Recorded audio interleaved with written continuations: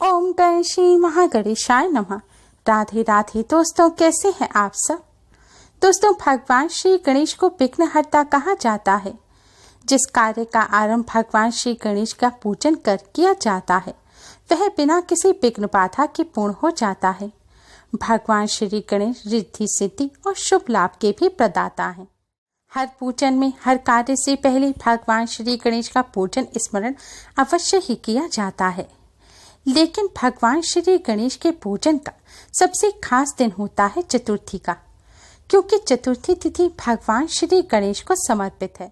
शास्त्रों के अनुसार भाद्रपद मास की शुक्ल पक्ष की चतुर्थी तिथि को भगवान श्री गणेश का जन्म हुआ था, इसलिए इस दिन भगवान श्री गणेश का जन्मोत्सव मनाया जाता है। भगवान श्री गणेश का जन्मोत्सव पूरे 10 दिनों का यानी कि अनंत चतुर्दशी तक का होता है। इन 10 दिनों में भगवान श्री गणेश का विशेष रूप से पूजन किया जाता है और व्रत रखा जाता है।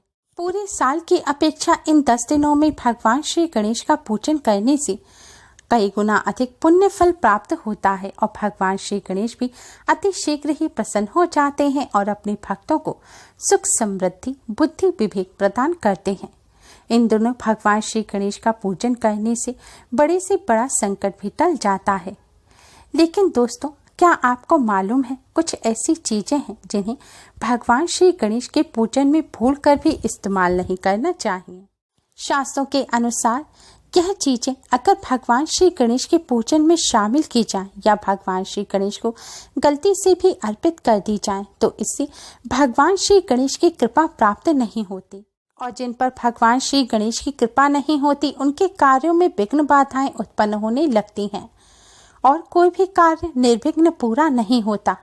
साथ ही माँ लक्ष्मी भी साथ छोड़ देती हैं, जिससे धन का अभाव बना रहता है। तो आइए दोस्तों, जानते हैं कि ऐसी कौन सी चीजें हैं जिन्हें भगवान श्री गणेश को भूलकर भी अर्पित नहीं करना चाहिए। दोस्तों, वीडियो में आगे बढ़ने से पहले वीडियो को लाइक कर अपने फ्रेंड्स के साथ शेयर जरूर करें। अगर आपने हमारे चैनल को अभी तक सब्सक्राइब नहीं किया है तो यूजफुल वीडियोस के लिए चैनल को सब्सक्राइब कर बेल आइकन को भी जरूर दबाएं और भगवान श्री गणेश की कृपा प्राप्त करने के लिए कमेंट बॉक्स में जय श्री गणेश गणपति बप्पा मोरया जरूर लिखें। दोस्तों, सबसे पहली चीज है चावल। हमारे शास्त्रों में चावल को बहुत ही पवित्र माना गया है। पूजन के दौरान अगर कोई भी सामग्री कम पड़ जाती है तो उसकी जगह चावल चढ़ा देने से पूजन पूर्ण हो जाता है। लेकिन भगवान श्री गणेश के पूजन में चावल का इस्तेमाल करते समय विशेष ध्यान रखना चाहिए। अधिकतर पूजा में चावल इस्तेमाल करते समय हम डिब्बे में से ऐसे ही चावल निकाल लेते हैं, लेकिन हमेशा ध्यान रखें भगवान श्री गणेश के पूजन में कभी भी टूटे हुए चावलों का इस्तेमाल नहीं करना चाहिए। शास्त्रों के अनुसार चावल का जो दाना टूटा होता है वह अपवित्र होता है और पूजन में अगर आप ऐसा चावल इस्तेमाल करते हैं तो इससे आपको पूजन का पूर्ण फल प्राप्त नहीं होगा, आपका पूजन भी खंडित हो जाएगा। इसलिए भगवान श्री गणेश का पूजन करते समय जब भी आप चावल का इस्तेमाल करें तो ध्यान रखें चावल का हर दाना साबुत होना चाहिए। साथ ही सूखे चावल भगवान श्री गणेश के पूजन में कभी भी इस्तेमाल ना करें। भगवान श्री गणेश को पुष्प के साथ, मिष्ठान के साथ या फिर आप सादा भी चावल अर्पित करें तो ध्यान रखें चावल को पहले गीला कर लें। कच्चे चावल लें, उन्हें अच्छी तरह से धो लें। गीला करने के बाद ही आप भगवान श्री गणेश को चावल अर्पित करें। और यह भी ध्यान रखें चावल सफ़ेद नहीं होना चाहिए, यानी कि चावल में आपको हल्दी अवश्य ही मिलानी है। हल्दी भी इतनी मिलाएं कि चावल पीले रंग का हो जाए। गीले साबुत पीले चावल ही आप भगवान श्री गणेश के पूजन में इस्तेमाल करें। दोस्तों, दूसरी चीज है तुलसी। गणेश पुराण में एक कथा है कि देवी तुलसी भगवान गणेश को तपस्या में लीन देखकर उन पर मोहित हो गईं और विवाह का प्रस्ताव दे दिया, लेकिन गणेश जी ने यह कहकर विवाह से इनकार कर दिया कि वह आजीवन ब्रह्मचारी रहेंगे। देवी तुलसी ने गणेश जी को क्रोधित होकर श्राप दिया कि आपको विवाह करना होगा, आप ब्रह्मचारी नहीं रह पाएंगे। तब भगवान श्री गणेश ने भी आवेश में आकर तुलसी जी को श्राप दिया कि आपका पति असुर होगा। इस कारण से तुलसी का विवाह जलंधर नाम के असुर से हुआ।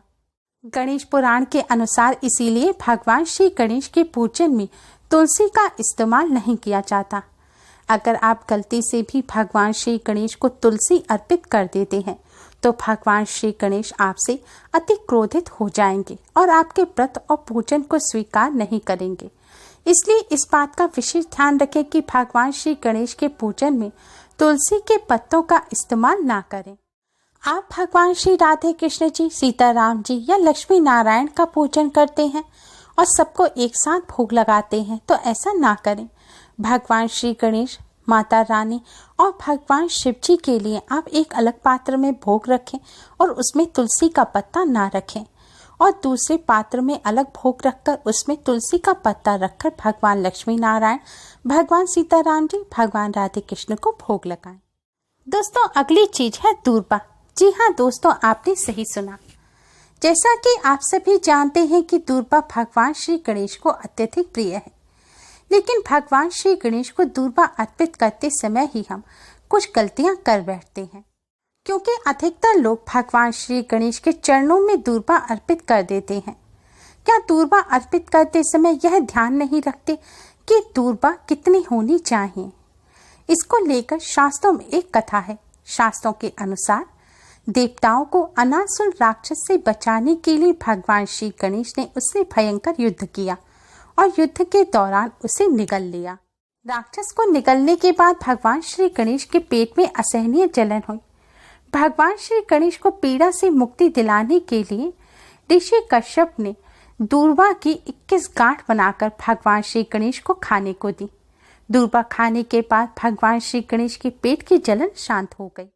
तभी से भगवान श्री गणेश को दूर्वा अत्यधिक प्रिय है। शास्त्रों के अनुसार जो भक्त भगवान श्री गणेश को दूर्वा अर्पित करते हैं उनके सारे कष्ट दूर हो जाते हैं। लेकिन अधिकतर लोग यह नहीं जानते कि भगवान श्री गणेश दूर्वा का सेवन करते हैं और इसी वजह से वे गलती से दूर्वा को भगवान श्री गणेश के चरणों में रख देते हैं और ऐसी दूर्वा को भगवान श्री गणेश स्वीकार नहीं करते। इससे भगवान श्री गणेश की कृपा प्राप्त नहीं होती। इसलिए सदैव ध्यान रखें, दूर्वा को प्लेट में रखकर भगवान श्री गणेश के सामने रखें। जैसे भोग लगाया जाता है इसी तरह भगवान श्री गणेश को प्लेट में रखकर दूर्वा अर्पित करें और दूर्वा के सदैव ऊपरी हिस्से को ही भगवान श्री गणेश को अर्पित करें। दोस्तों, अगर आप नहीं जानते कि दूर्वा क्या है तो इस वीडियो के डिस्क्रिप्शन में आपको दूर्वा की डिटेल मिल जाएगी। दूर्वा एक प्रकार की घास होती है। दोस्तों, अगली चीज है सफेद रंग। गणेश पुराण के अनुसार भगवान श्री गणेश ऊर्जा और उत्साह के प्रतीक हैं, इसलिए इनके पूजन में उत्साहवर्धक लाल रंग के फूल और सिंदूर का ही इस्तेमाल करना चाहिए। सफेद रंग का संबंध चंद्रमा से होता है। एक कथा के अनुसार चंद्रमा ने भगवान श्री गणेश का उपहास किया था। इसके बाद ही भगवान श्री गणेश ने चंद्रमा को श्राप दिया कि चंद्रमा से संबंधित चीजें उनके पूजन में नहीं इस्तेमाल की जाएंगी। इसलिए भगवान श्री गणेश के पूजन में सफेद रंग की चीजें जैसे कि सफेद वस्त्र, सफेद जनेऊ, सफेद चंदन, सफेद फूल का इस्तेमाल नहीं किया जाता। भगवान श्री गणेश को सदैव लाल या पीले रंग के पुष्प अर्पित करने चाहिए। सफेद चंदन के स्थान पर आपको कुमकुम से भगवान श्री गणेश का या पीले चंदन से भगवान श्री गणेश का तिलक करना चाहिए। सफेद रंग की वजह से ही चावल में भी हल्दी मिलाकर भगवान श्री गणेश को अर्पित की जाती है। भूलकर भी कभी भी भगवान श्री गणेश के पूजन में सफेद रंग की चीजों का इस्तेमाल ना करें। दोस्तों, अगली चीज है दीपक। हम सभी पूजन में दीपक अवश्य ही जलाते हैं, चाहे घी का दीपक जलाएं चाहे तेल का, पर दीपक जलाना अनिवार्य है। लेकिन दीपक जलाते समय ही हम एक गलती कर बैठते हैं। भगवान श्री गणेश के पूजन में जब भी दीपक जलाएं तो सदैव ध्यान रखें दीपक को आसन देना चाहिए, यानी कि दीपक के नीचे थोड़े से साबुत चावल या साबुत गेहूं रख दें। अगर यह ना रख सके तो लाल या पीले रंग का कपड़ा बिछाकर उसके ऊपर दीपक रखें, या फिर आप एक प्लेट रखकर उसमें भी दीपक रख सकते हैं। लेकिन भूलकर भी सीधे जमीन पर दीपक ना रखें। शास्त्रों के अनुसार सीधे जमीन पर रखा हुआ दीपक अपूर्ण माना जाता है और इससे पूजन का पूर्ण फल प्राप्त नहीं होता। इसलिए भगवान श्री गणेश के पूजन में सदैव ध्यान रखें कि दीपक को आसन दें, यानी कि किसी चीज के ऊपर ही आप दीपक रखकर जलाएं। हो सके तो चावल का ढेर बनाकर उसके ऊपर ही आप दीपक रखें। आपको रोजाना चावल बदलने की जरूरत नहीं है। आप एक या प्लेट या कटोरी ले लें छोटी सी और उसमें चावल रख दें और रोजाना उसके ऊपर आप दीपक रख सकते हैं। दोस्तों, अगली चीज है टूटे या सूखे हुए फूल। भगवान श्री गणेश के पूजन में कभी भी सूखे टूटे हुए फूल का प्रयोग नहीं करना चाहिए। सूखे हुए फूलों का प्रयोग करना अशुभ होता है। इससे परिवार में दरिद्रता का वास हो जाता है। इसलिए भोजन में सूखे हुए फूलों का भूलकर भी इस्तेमाल ना करें। दोस्तों, भगवान श्री गणेश का पूजन करते समय इन बातों का विशेष ध्यान रखें और भूलकर भी यह वस्तुएं भगवान श्री गणेश को कभी भी अर्पित ना करें। उम्मीद है आपको हमारी ये वीडियो पसंद आई होगी। प्लीज लाइक करें। हमारी इस वीडियो को अपने फ्रेंड्स और रिश्तेदारों में ज़्यादा से ज़्यादा शेयर करें, जिससे वह भी इसका लाभ उठा सके। हमारी और भी वीडियोस के लिए हमारे चैनल को सब्सक्राइब करना ना भूलें। Thanks for watching. Radhe Radhe.